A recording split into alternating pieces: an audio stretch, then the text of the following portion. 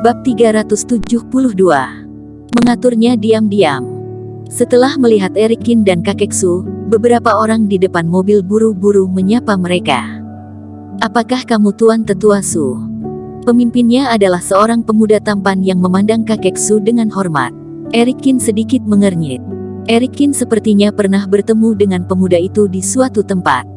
Setelah mendapat jawaban pasti, pemuda itu berkata dengan cepat, "Kakek Su, silakan, ayahku sedang menunggumu."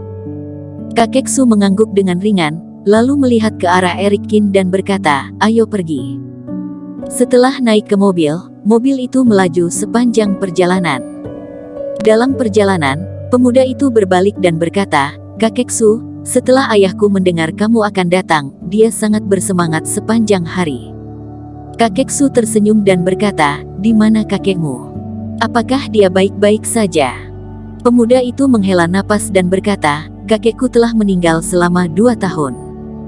Ketika mendengar itu, kakek Su langsung terdiam. Setelah beberapa saat, dia menghela napas panjang.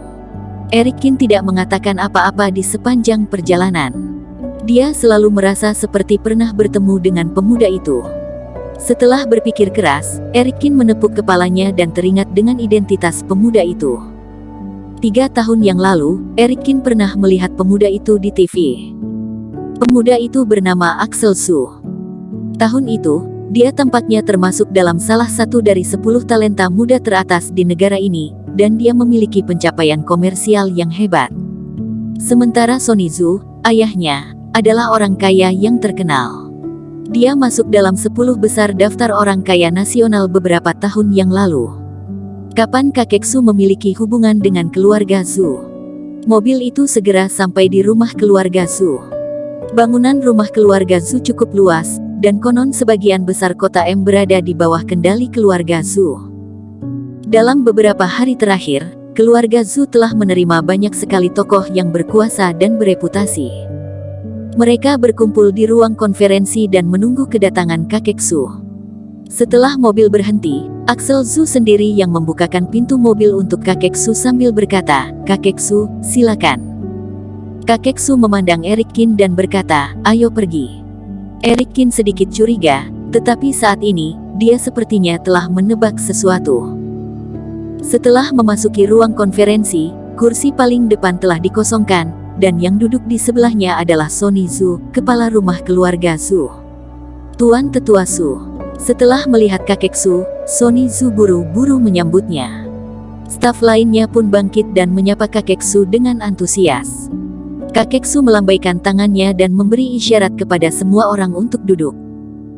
Dia memandang Sonny Zhu dan perlahan berkata, "Sejujurnya, aku tidak pernah berpikir bahwa akan ada hari seperti ini. Sepertinya aku akan merepotkan kalian di masa mendatang." "Tuan Tetua Su, apa yang Anda katakan? Jika bukan karena dukungan Anda saat itu, bagaimana mungkin ada keluarga Zhu hari ini?" Sonny Zhu berkata dengan tergesa-gesa, "Kami telah menunggu hari ini untuk waktu yang lama." "Tuan Tetua Su, silakan duduk." Kakek Su juga tidak sungkan. Dia duduk di kursi utama, lalu menatap Erikin.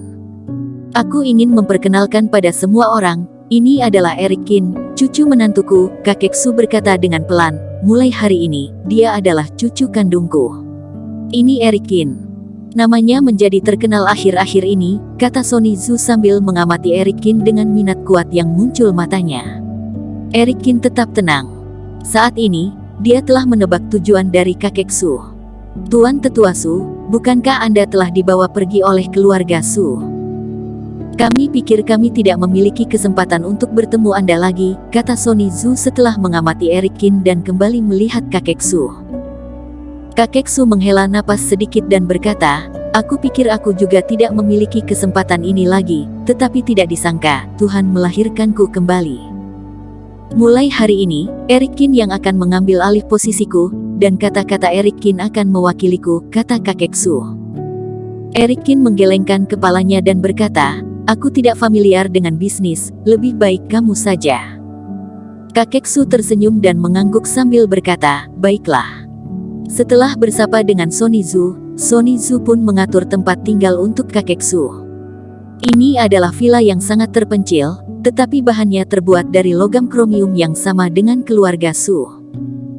Tuan Tetua Su, Anda akan tinggal di sini untuk sementara waktu, kata Sonny Zhu sambil tersenyum. Jika ada yang diperlukan, hubungi aku. Kakek Su melambaikan tangannya dan setuju. Setelah Sonny Zhu pergi, kakek Su pun mengeluarkan papan catur. Dia menatap Erikin dan berkata sambil tersenyum, mau bermain satu babak. Oke, kata Erikin juga tidak sungkan. Dia duduk dan bermain melawan kakek Su. Satu babak catur itu dimainkan selama lebih dari 1 jam, dan kedua pemain itu sangat berhati-hati. Namun, yang berbeda adalah gaya bermain catur kakek Su lebih lembut dan tersirat. Setiap gerakannya yang dilakukan untuk membuat jalan mundur untuk dirinya sendiri. Sedangkan Erikin terus menekannya. Setiap gerakannya penuh dengan aura membunuh, dan dia tidak peduli dengan markasnya. Akhirnya, lebih dari 1 jam kemudian, Erikin kalah dari kakek Su. Sudah dari beberapa tahun yang lalu, kamu sudah membuat jalan untuk mundur, kan? Kata Erikin sambil meletakkan bidak caturnya. Kakek Su menghela napas dan berkata, iya, tetapi apa gerakan itu dapat digunakan atau tidak, itu semua tergantung padamu. Erikin tidak berbicara dan menunggu kata-kata kakek Su selanjutnya. Sejujurnya, kamu bukan cucu menantu pertama yang aku pilih, kata kakek Su dengan suara yang tenang. Ada beberapa tuan muda dari keluarga kota B, tapi sayangnya tidak satu pun dari mereka yang layak untuk dipercaya pada pekerjaanku, dan mereka juga tidak pantas untuk vinolaku. Erikin berkata dengan suara yang tenang, kakek Su, aku mungkin juga bukan kandidat yang baik, jika tidak aku juga tidak akan hanya melihat Vinola Su mati di depanku begitu saja. Kakek Su menghela napas dan berkata, kamu tidak perlu menyalahkan dirimu sendiri, Erikin, kamu telah melakukannya dengan sangat baik. Aku pernah memikirkan 2 jalan, kata kakek Su melanjutkan. Jika kamu berperilaku biasa-biasa saja, aku akan mewarisimu bisnis keluarga dan menjalani kehidupan yang tenang di kota F. Keluarga Zhu, aku tidak akan pernah turun tangan lagi seumur hidupku. Tetapi jika kamu cukup berpotensi, maka aku akan mencobanya dan mungkin memiliki kesempatan untuk kembali ke kota B. Erikin berkata dengan suara yang dalam, tetapi aku tidak mengerti. Aku biasa-biasa saja, kenapa kamu masih ingin aku mewarisi bisnis keluarga? Kenapa kamu tidak terus memilih cucu menantu berikutnya? Setelah mendengar itu, kakek Su tersenyum dengan puas. Dia perlahan berkata, kamu benar, tetapi, aku tidak punya banyak waktu dan energi lagi.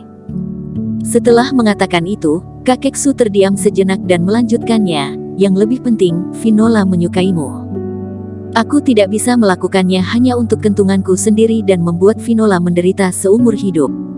Ketika mendengar kata-kata itu, Erikin seperti tertusuk oleh ribuan anak panah. Dia merasa sangat sakit, dan bahkan bernapas pun menjadi sedikit sulit.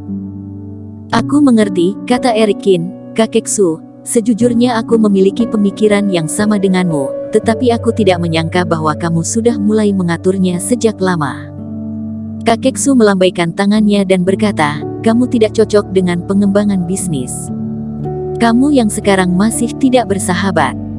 Iya, Erikin tentu memahami maksudnya. Yang harus aku lakukan adalah melindungi keluarga, dan selebihnya tergantung pada Anda. Bersambung. Terima kasih telah menonton video ini sampai akhir. Jangan lupa subscribe dan nantikan kisah episode selanjutnya hanya di Novel Story. Salam.